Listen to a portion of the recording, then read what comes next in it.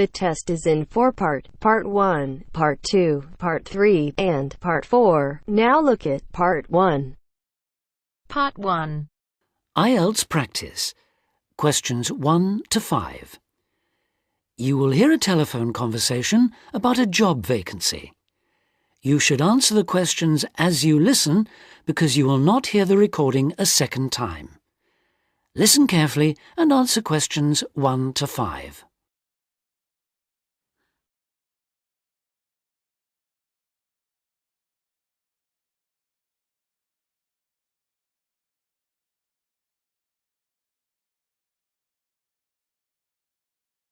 Listen carefully and answer questions 1 to 5.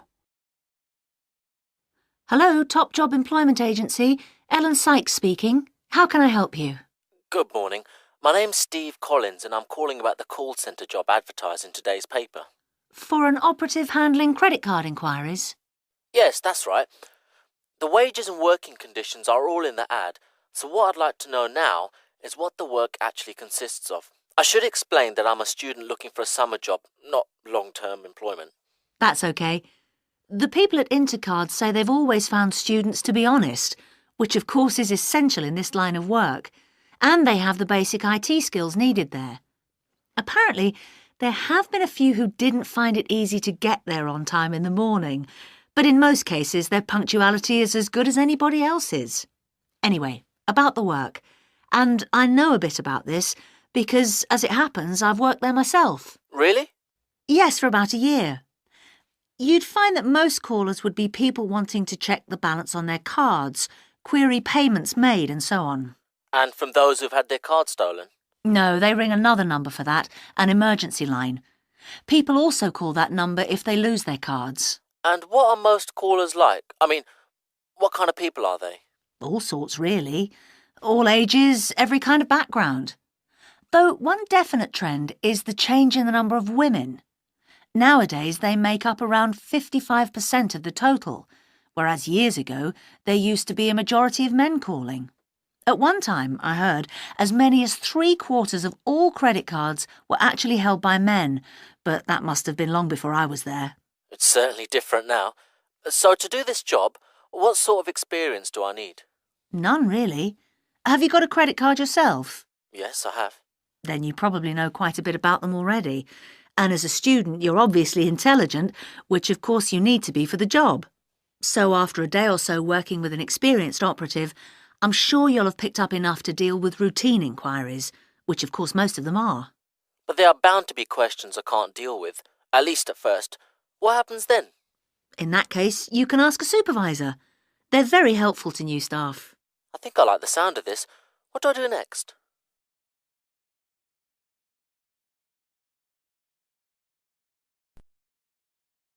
Before you hear the rest of the conversation, you have some time to look at questions 6 to 10.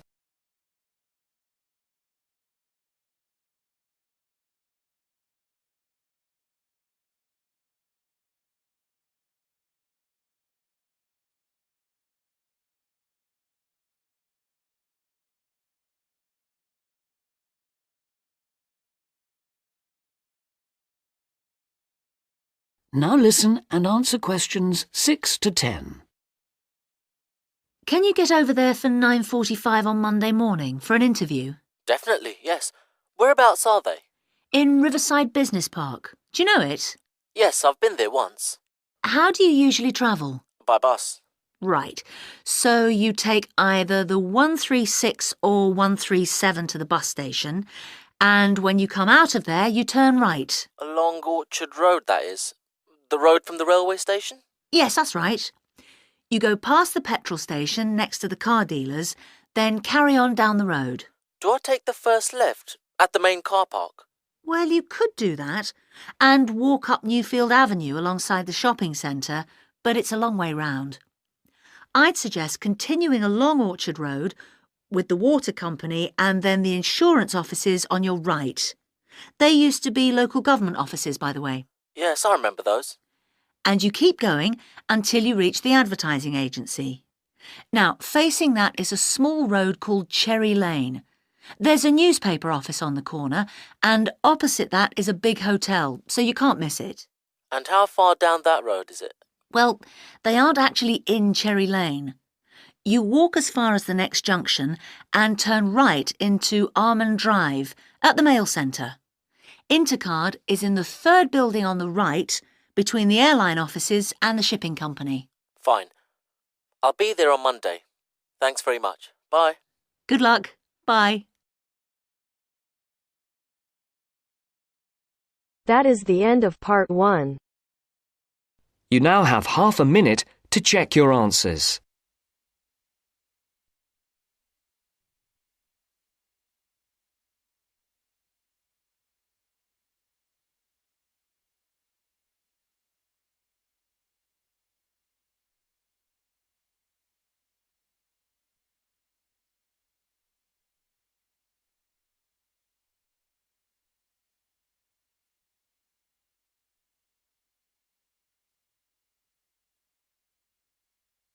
Now turns to part 2. Part 2.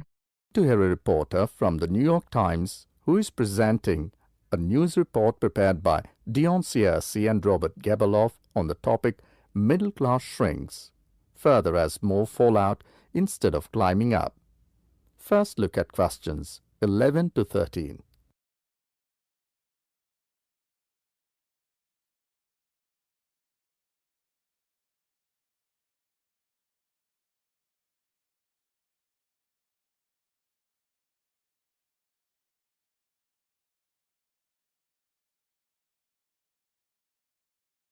Now listen to the recording and answer questions 11 to 13.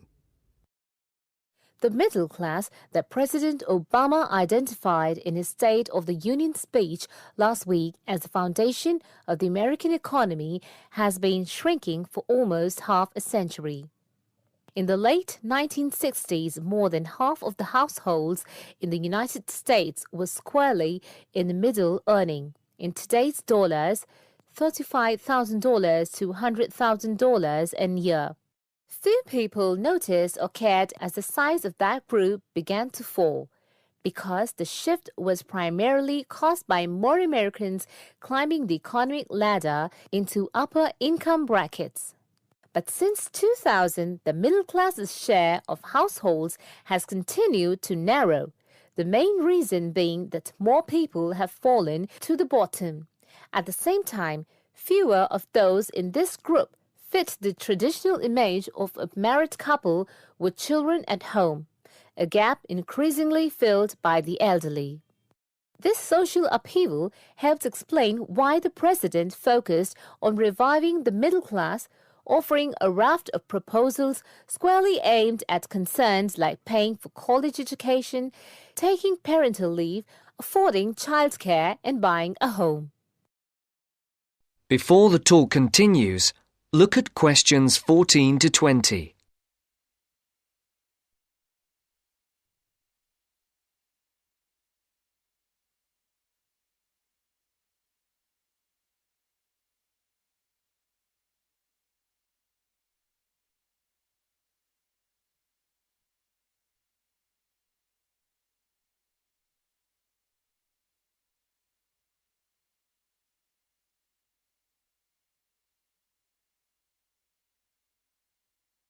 As you listen to the second part of the talk, answer the questions.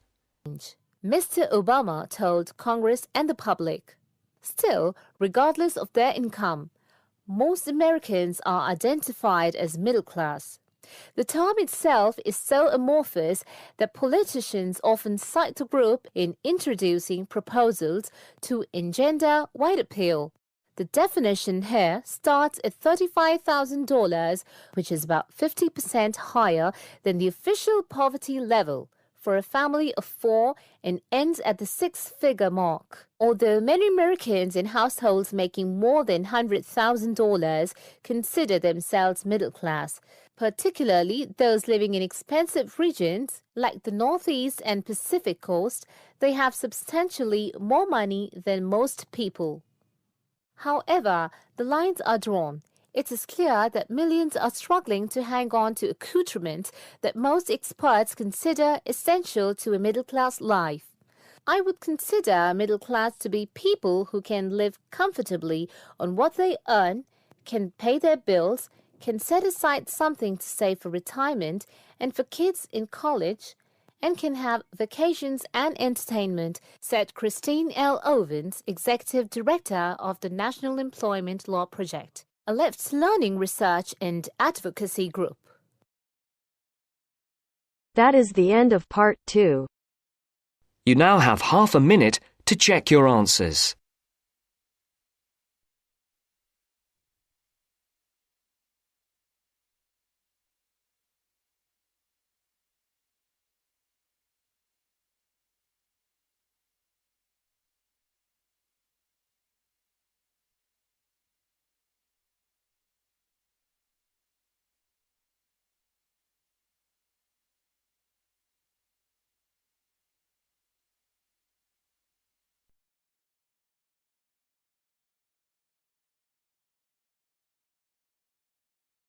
Now turns to part 3.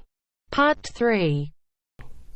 You will hear a discussion among 3 students who are organising an international film festival at their college. First, you have some time to look at questions 21 to 24.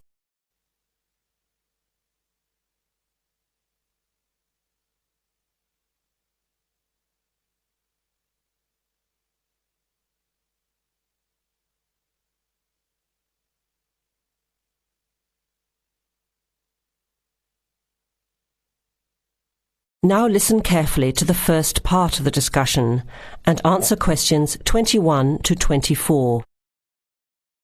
Thanks for coming to this meeting on such short notice, Anna and Veronica.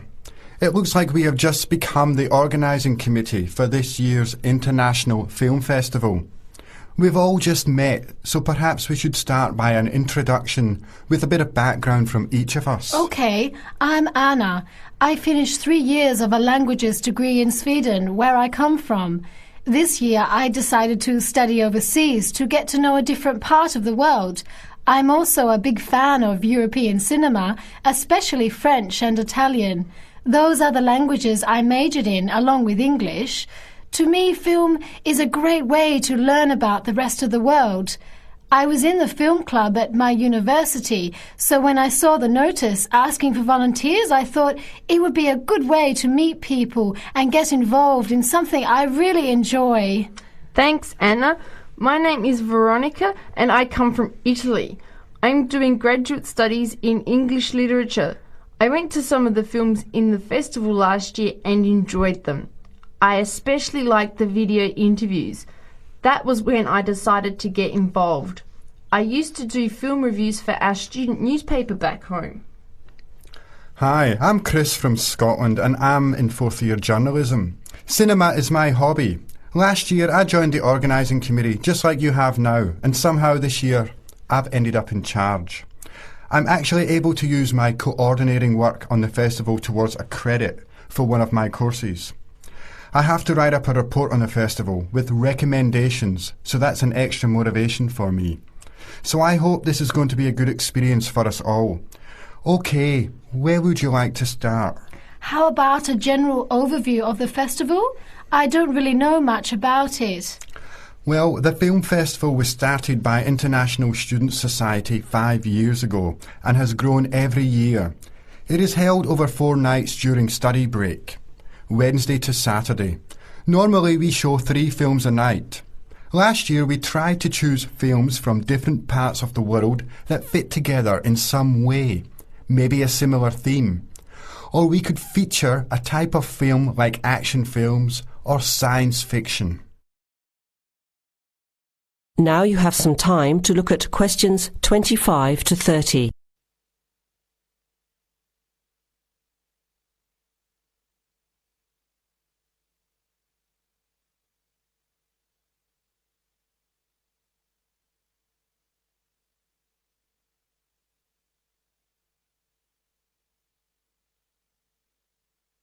Now listen to the rest of the discussion and answer questions 25 to 30. Who picks the films? It's up to us on the committee to decide. You mean we get to pick all the films ourselves? What a hard decision. There are so many to choose from. Well, that's the fun part.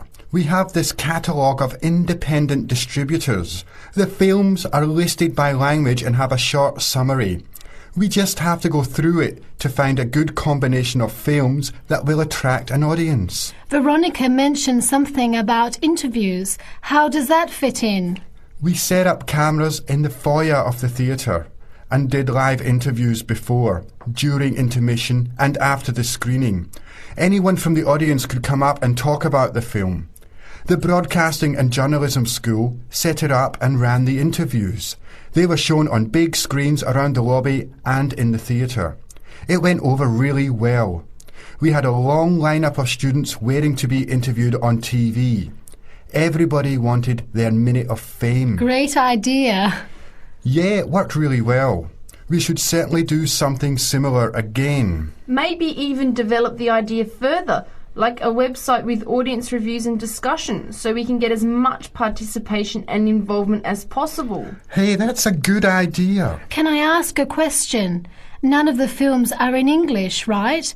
Are they dubbed or subtitled?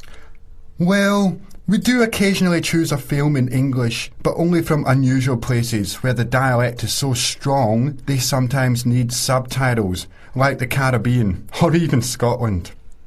The majority of films in the festival are foreign language, dubbed in English. We've learned from experience that students don't like reading subtitles. Maybe they read too much already. Whatever the reason, the subtitled films get smaller audiences, so we avoid them as much as possible. So how large an audience can we expect, and how much does it cost to get in? It costs $5 per film or a $20 pass for the whole event. All 12 films for the real movie fan. We would have broken even last year, except for a bad storm on the Friday night. We almost had to cancel the whole thing. But overall, we had a good turnout. More than 2,000 people in 4 days. Oh, that's what I was wondering about. The financial part. Where does the funding come from? What kind of budget do we have? The festival is subsidised by the Student Council. We generate money through advertising and through admission charges. We'll go over the budget in details a little later, but we've got lots of work to do in the meantime. I guess we have to start pretty soon. Well, I think by the 1st of March at the latest. We need to select all the films. Then we have to find some advertisers to sponsor the event. That shouldn't be too hard. We'll just start with last year's list. Our deadline for that should be the middle of March. By the end of March, we need to design the programme. Then we can get posters made up and distributed in April. Like you said, we need some clever promotion, something to generate interest and get people talking. We have 4 months to get ready. It should be enough time. OK, where do we start? Let's start by talking about films, since that is the best part, and see what we come up with. What was the best film you saw last year? That is the end of part 3. You now have half a minute to check your answers.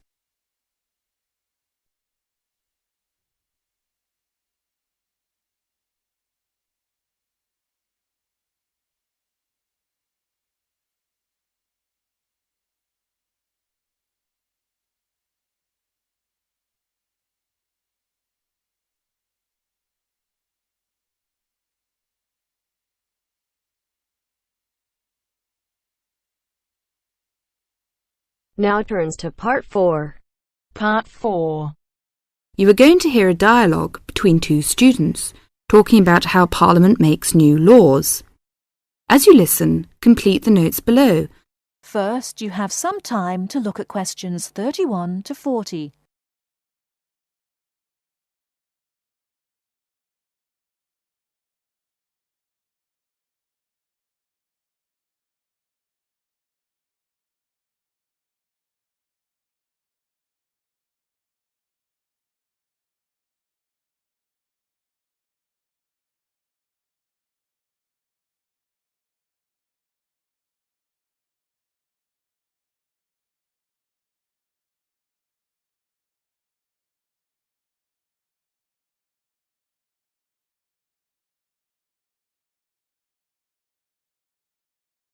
Now listen carefully and answer questions 31 to 40.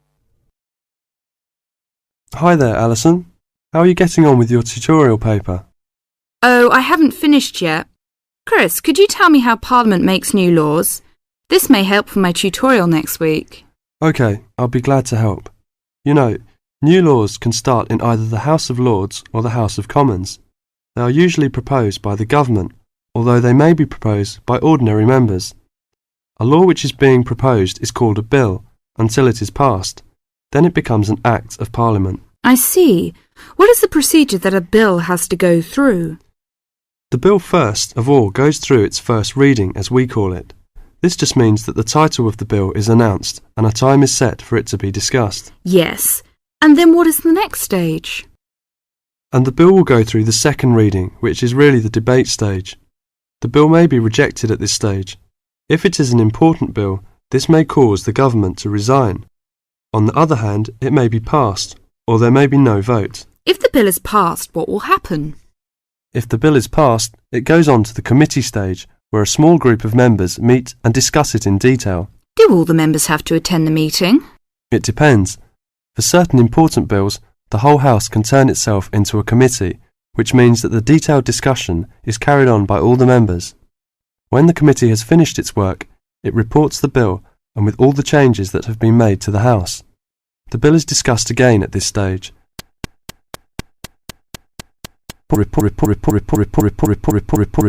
Parliament.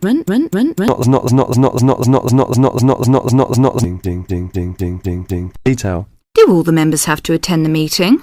It depends. For certain important bills, the whole House can turn itself into a committee, which means that the detailed discussion is carried on by all the members. When the committee has finished the House the